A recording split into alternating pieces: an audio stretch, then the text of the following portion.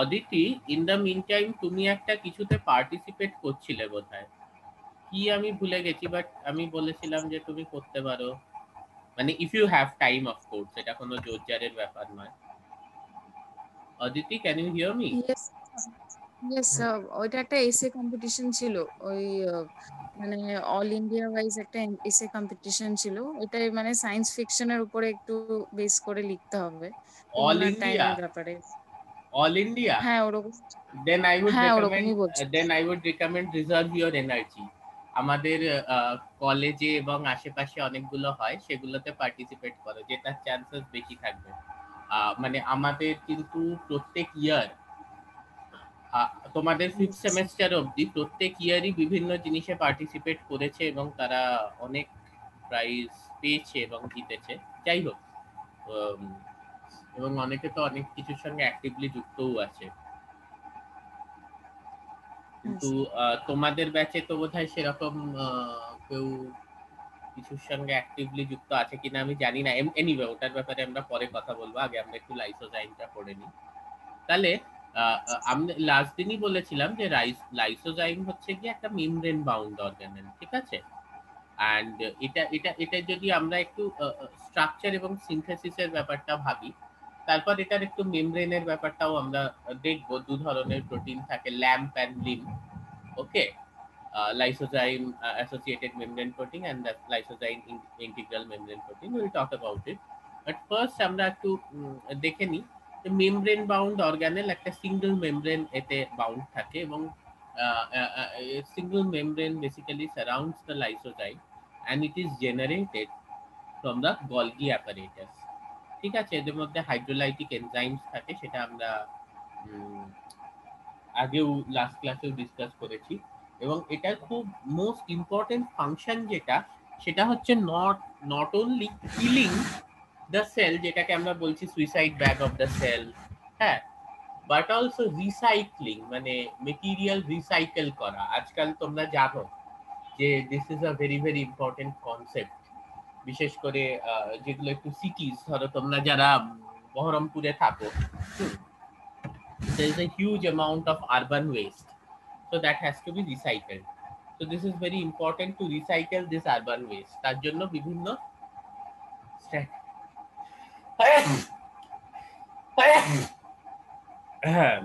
Sorry, my throat is paining. তার জন্য বিভিন্ন স্ট্র্যাটেজি আর কি এমপ্লয় করা হয়। তো সেল এই ধরনের একটা স্ট্র্যাটেজি এমপ্লয় করেছে, সেটা হচ্ছে গিয়ে লাইসোজোম। এ কি করছে, এ সেলের মধ্যে যে ওয়েস্ট মেটেরিয়াল গুলো পাওয়া যাচ্ছে, সেই ওয়েস্ট মেটেরিয়াল গুলোকে তার সিম্পলার বা সিম্পলেস্ট, আবার বলছি, তার সিম্পলার বা সিম্পলেস্ট ফর্মে ভেঙে দিচ্ছে। So suppose you have a protein waste that is broken down into peptones, proteoses, or dipeptides, or even amino acids. Like you have a polysaccharide waste that is broken down into monosaccharides. তো এই যে ব্যাপারগুলো ঘটছে, এতে কি হচ্ছে, this monosaccharides and this amino acids and whatever these fatty acids, they are the raw materials. Raw materials for what? Raw materials for synthesis of new proteins, new carbohydrates and new lipids. Okay, তো এরকম নয় যে lysosome শুধুই degrade করছে এবং consequently বা subsequently সেলকে মেরে দিচ্ছে, but it is also very important for recycling of waste. হ্যাঁ, আচ্ছা, এখানে আমরা সবাই জানি যে মেমব্রেন বাউন্ড অর্গানেল কত সাইজ, মোটামুটি 1 micrometre. So when you see a small bacteria, and you will see, কারণ তোমাদের গ্রাম স্টেনিং ইত্যাদি সবই আছে। So when you see a small bacteria, মোটামুটি একটা স্মল ব্যাকটেরিয়ার যা ডাইমেনশন হয়, লাইসোজোমের ডাইমেনশন হচ্ছে তার কাছাকাছি।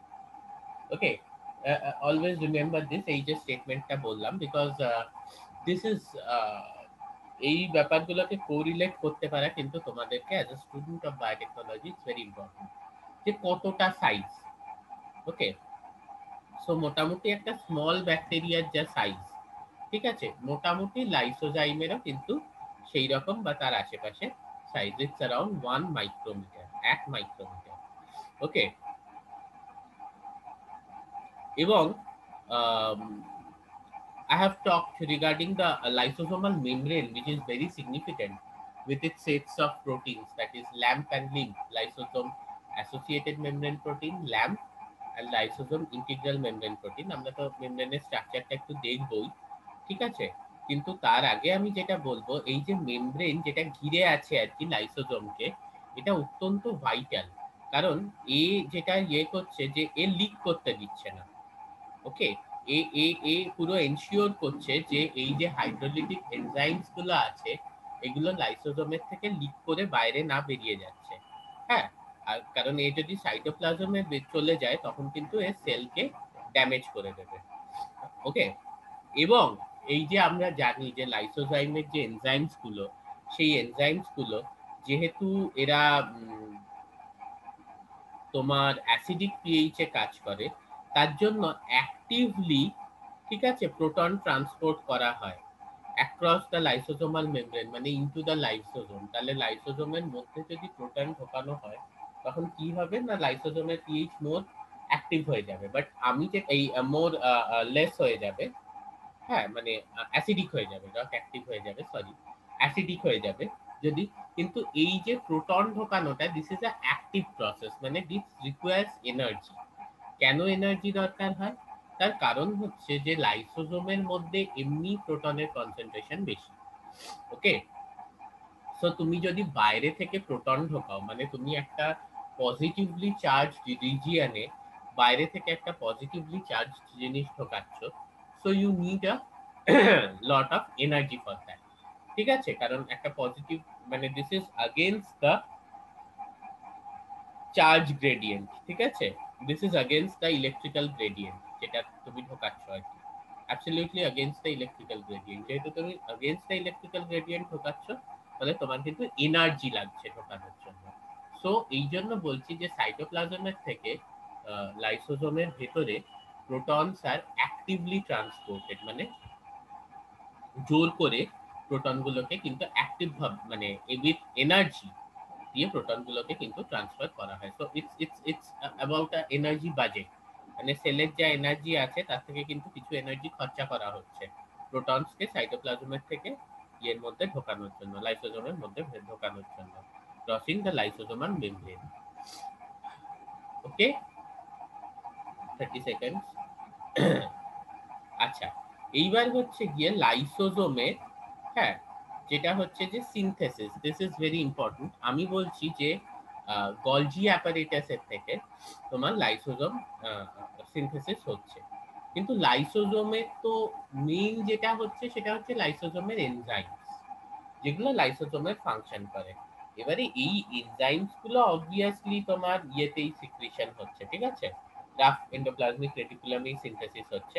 সেখানে যে রাইবোসোম আছে, বিকজ দিস এনজাইমস আর proteins, obviously this hydrolytic enzymes আর proteins, so they are getting synthesised in the rough endoplasmic reticulum. কিন্তু রাফ এন্ডোপ্লাজমিক রেটিকুলাম থেকে বেরোনোর পর ও যখন গলজি অ্যাপারেটাসে আসছে, তখন কি হচ্ছে, এই এনজাইম গুলোকে ট্যাগ করে দেয়া হচ্ছে।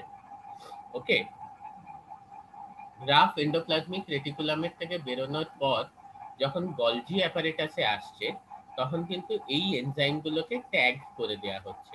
কি দিয়ে ট্যাগ করা হচ্ছে? ম্যানোজ 6 ফসফেট, ঠিক আছে, ম্যানোজ 6 ফসফেট ট্যাগ দিয়ে ট্যাগ করা হচ্ছে। কোথায় এটা হচ্ছে? এটা গলজি অ্যাপারেটাসে হচ্ছে, যেটা তোমাকে বললাম। তো এই এনজাইম গুলো রাফ এন্ডোপ্লাজমিক রেটিকুলামে এগুলো সিনথেসিস হচ্ছে, গলজিতে গিয়ে ম্যানো 6 ফসফেট ট্যাগ করা হচ্ছে, যাতে কি হয় না, এইগুলো টার্গেটেড হয় টুয়ার্ডস দ্য লাইসোজোম, ঠিক আছে। এবং ফাইনালি এগুলোকে কিন্তু এমনি পাঠানো হচ্ছে না, ট্যাগ করার পর একটা ভেসিকেল, ঠিক আছে, এইগুলো আমরা যখন গলজি অ্যাপারেটাস পড়বো আমরা খুব ডিটেলসে পড়বো যে প্যাকেজিং কিভাবে হয়, মানে জিইআরএল কনসেপ্ট। হ্যাঁ, এনিওয়ে, সে গলগি অ্যাপারেটাসের থেকে কিন্তু, মানে cis Golgi, trans Golgi etcetera সবই করবো। তো একটা ভেসিকেলের মধ্যে এই এনজাইমস গুলো ট্রান্সপোর্টেড হচ্ছে, ঠিক আছে, এবং সেই ভেসিকেলটা কি আজকে গলজি অ্যাপারেটাসের থেকে খুলে বেরিয়ে আসছে, ঠিক আছে। এবং দুটো enzyme usually very important for attachment of this mannose 6 phosphate tags to the lysosomal proteins or lysosomal enzymes. কোন দুটো এনজাইম খুব responsible for attachment of the mannose 6 phosphate tag to lysosomal proteins আর লাইসোজোমাল এনজাইমস?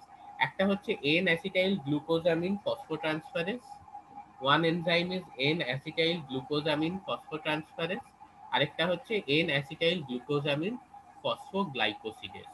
তাহলে N-acetyl glucosamine phosphotransferase আর N-acetyl glucosamine phosphoglycosidase এই দুটো enzyme কি করছে না ম্যানো 6 ফসফেট ট্যাগ লাগিয়ে দিচ্ছে লাইসোজোমাল প্রোটিনসে, ঠিক আছে? এবং এই যে ভেসিকেলটা যার মধ্যে লাইসোজোমাল এনজাইমস আছে সেটা তো এবার গলগির থেকে বার্ড অফ করে গেল, মানে একটা টুকরো হয়ে সরে গেল, সরে গিয়ে এবার এটা কোথায় সাইটোপ্লাজমে আছে। এবার একটা লেট এন্ডোজোমের সাথে বাইন্ড করবে, ঠিক আছে? এবং এই যে লেট এন্ডোজোম সেটা কি, সেটাও কিন্তু একটা membrane bound organelle with a acidic interior pH. Okay, so the late endosome এর মধ্যেও কিন্তু ওই প্রোটন পাম্পস আছে যেটা কি করছে, যে ইন্টারনাল এনভায়রনমেন্টকে অ্যাসিডিক রাখছে। কিভাবে না, বাইরের থেকে প্রোটন নিয়ে গিয়ে ভেতরে ঢুকিয়ে দিচ্ছে।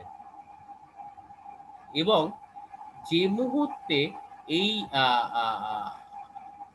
ইয়ে করছে, যে তোমার লেট এন্ডোজোমের সাথে ফিউজ করছে, এইবার দেখো উদ্দেশ্যটা কি ছিল, ম্যানো 6 ফসফেট ট্যাগটা লাগানো, যে ম্যানো 6 ফসফেট যে রিসেপ্টর আছে তার সঙ্গে যেন লাইসোজোমাল প্রোটিনটা বাইন্ড করে। Let me repeat this, Mano 6 phosphate যে রিসেপ্টর আছে তার সঙ্গে যেন lysosomal protein which is tagged with Mano 6 phosphate bind করে। এবার যে মুহূর্তে লো পিএইচ হচ্ছে তখন কি হচ্ছে, now there will be a dissociation from the mannose 6 phosphate receptor, ঠিক আছে? এই রিসেপ্টরটা কিন্তু আবার রিসাইকেল করা যাচ্ছে in the Golgi apparatus. Okay, এবং এই যে ফসফেট গ্রুপটা আছে that is also remove from the mannose 6 phosphate tag, mannose 6 phosphate, সেখান থেকে ফসফেট গ্রুপটাও রিমুভ করে দেওয়া হচ্ছে। কেন না, হলে যেহেতু রিসেপ্টরটাকে গলজিতে পাঠিয়ে দেওয়া হয়েছে, এ আবার কি করবে, যে প্রোটিনটাও আবার গলজিতে ফেরত চলে যাবে। কেন না, তার রিসেপ্টরটা তো গলজিতে আছে, তো এখনো যদি ম্যানো 6 ফসফেট ওর সঙ্গে অ্যাসোসিয়েটেড থাকে তাহলে প্রোটিনটাও কিন্তু গলজিতে চলে যাবে। হ্যাঁ, আর এই যে late এন্ডোজোম with the acidic pH and proton transport pumps proton pumps in the membrane which has fused with the vesicle containing the lysozyme actually mature into a lysozyme, ঠিক আছে? এবং এই গলজি থেকে পুরো পেয়ে যাচ্ছে, তো এইটা গলজি থেকে এনজাইমস গুলো পেয়ে যাচ্ছে। এখানে যদি একটু আমরা দেখি, এই যে দেখো এখানে তো নিউক্লিয়ার কোর ফর রাইবোসোমস, ঠিক আছে? এখানে রাফ এন্ডোপ্লাজমিক রেটিকুলাম, এই মানে স্মুথ এন্ডোপ্লাজমিক রেটিকুলাম, তার উপরে দেখো এখানে rough endoplasmic reticulum with ribosome, ঠিক আছে? একটা সিক্রিটারি ভেসিকেল এলো, গলজিতে ফিউজ করলো, গলজির থেকে বেরিয়ে তারপরে হচ্ছে গিয়ে লাইসোজোম। এগুলো আমরা পড়বো, এই যে ভেসিকুলার ট্রান্সপোর্টটা এটা আমরা ডিটেলসে পড়বো, don't worry much about it now. হ্যাঁ, তাহলে এই যে পুরো প্রসেসটা হলো, আমরা যদিও একটু একটু এখানে ব্যাপারটা হচ্ছে কি, এটার মেইন যে কাজটা সেটা হচ্ছে, লাস্ট ক্লাসেও আমি এক্সপ্লেন করেছি যে বিভিন্ন ভেসিকেল, ধরো একটা ব্যাকটেরিয়া, আমি একটা উদাহরণ দিয়ে বলি, একটা ব্যাকটেরিয়াল ইনফেকশন হয়েছে তোমার, কিন্তু আমার থ্রোট পেন হচ্ছে, তো এইটা আমরা জানি যে ইন্ডিয়ান পপুলেশনে এই থ্রোট পেনের ইনফেকশনটা it's mainly a streptococcus infection, ঠিক আছে? তো স্ট্রেপ্টোকক্কাস ইনফেকশনের জন্য এটা হয়, খুব কমন ইনফেকশন। তো এই ধরনের ব্যাকটেরিয়া ধরো সে তার এরকম একটা সেলের রিসেপ্টরকে বাইন্ড করছে, এবং বাইন্ড করার পর ফ্যাগোসাইটোসিস, ফ্যাগোসাইটোসিস করে কি, যে এটাকে বলে গিয়ে হচ্ছে সেলুলার ইটিং, মানে সেল খেয়ে নিচ্ছে, ফ্যাগোসাইটোসিস, সাইটোসিস, হ্যাঁ, আর ফ্যাগো মানে ফুড, সেইটা খেয়ে নেওয়ার পর কি হচ্ছে, হ্যাঁ, এরকম একটা স্ট্রাকচার তৈরি হচ্ছে that is known as the phagosome. ফ্যাগোজোমে কি রয়েছে, এই ব্যাকটেরিয়াটাকে যে এনগালফ করা হয়েছে বা খেয়ে নেওয়া হয়েছে, তা এর যে পার্টস ব্যাকটেরিয়া সেগুলো রয়েছে।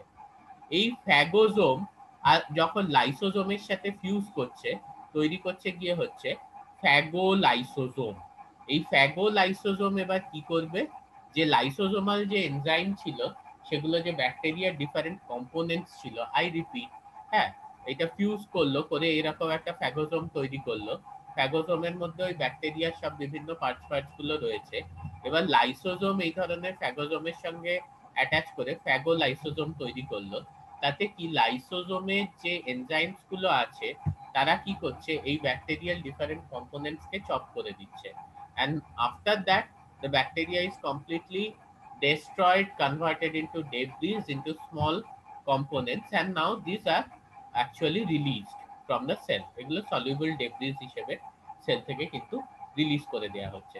So this is kind of an example, যে যেখানে একটা phagolysosome, this is a very important structure, যে ফ্যাগোসাইটোসিসের পর যে ফ্যাগোজোম বডিটা তৈরি হলো তার সঙ্গে লাইসোজোম ফিউজ করে ফ্যাগোলাইসোজোম তৈরি করলো।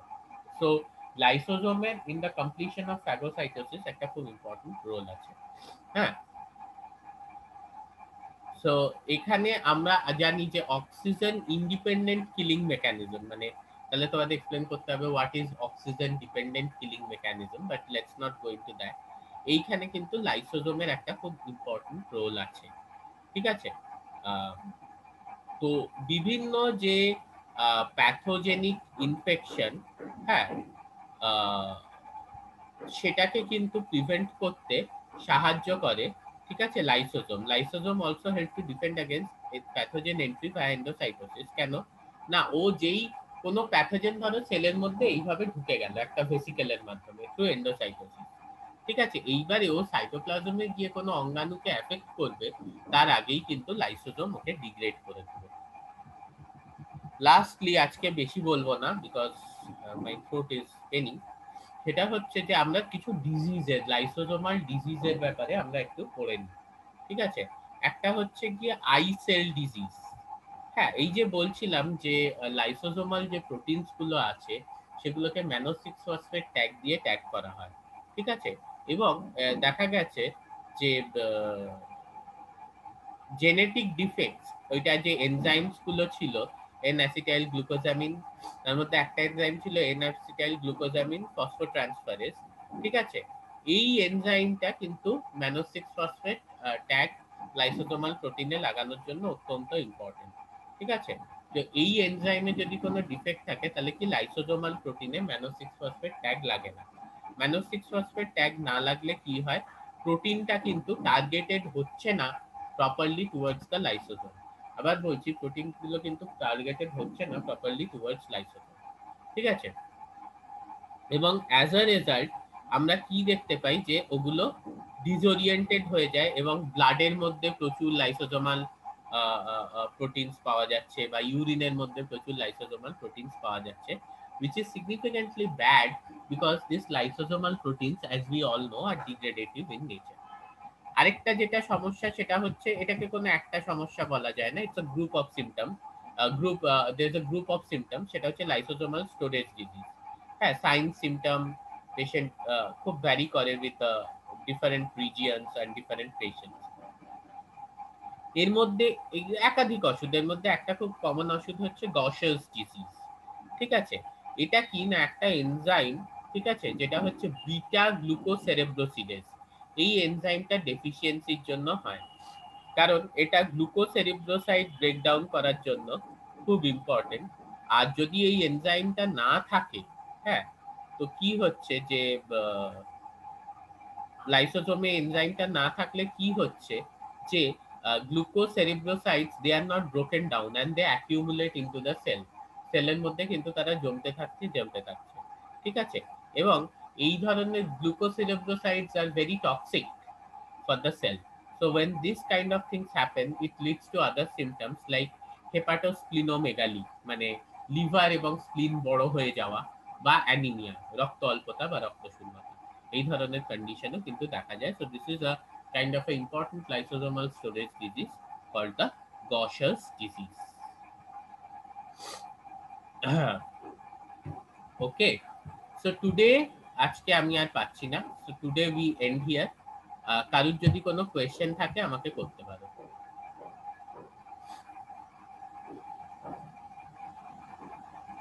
Any question? স্যার বলছি, আপনি যেগুলো পড়াচ্ছেন মানে আমাদের বইয়ে অনেক, সেগুলো অনেকটাই নেই স্যার, তার জন্য কি করবো?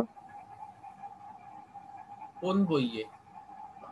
ওই স্যার পিকে গুপ্ত, যে বইটা আপনি সাজেস্ট করেছেন, না বলেছিলেন কিনতে। আমি তো বলেছিলাম বারবারই যে ডি রবার্টিস পড়তে, ঠিক আছে? পিকে গুপ্তা আমি সাজেস্ট আচ্ছা। কখনোই করিনি, আমি সবসময় বলি যে ডি রবার্টিস